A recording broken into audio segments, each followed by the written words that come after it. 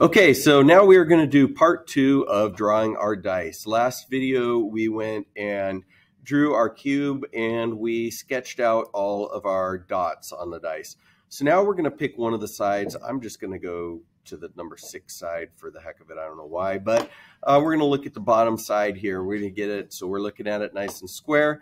We're going to come up and pick extrude, which is next to the sketch button up there on the top, kind of leftish right here. So we're going to click on that. We're going to switch it to remove here. So it's going to be remove, and then we're going to set it to 0.5 inches. And now we're going to go and we're going to select each of the circles. Now you can only do the circles on the face of the dice that is facing you. You cannot rotate it and then do all of them in the same extrusion. You need different extrusion for each side. So we're going to go here and we're going to click, click, click, click, click, click. See, we've done each one of them. Now, on this side's done, so we're going to do green check. Now, I'm going to go and just rotate this a little bit so you can see as we go and look at it. Oops, I highlighted there. If we go and see it and look at it from an angle, you can see now I have 6 recessed holes in here. So next thing we're going to do, we're going to come up here to our fillet tool. We're not French, it's not fillet when we're talking about welding and drawing stuff, drafting, we call it fillet. And so we're going to click on that.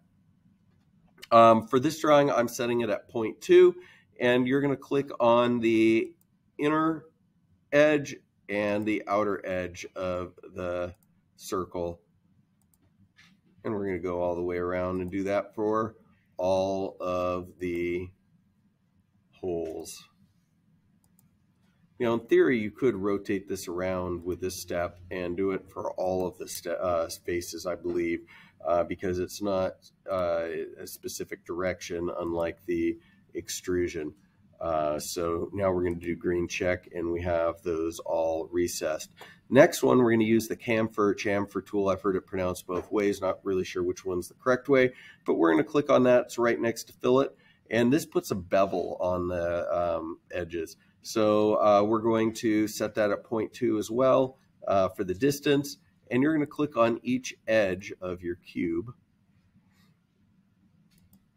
And it is going to put that bevel on. Okay, and then you just would rotate your dice around to do the other sides.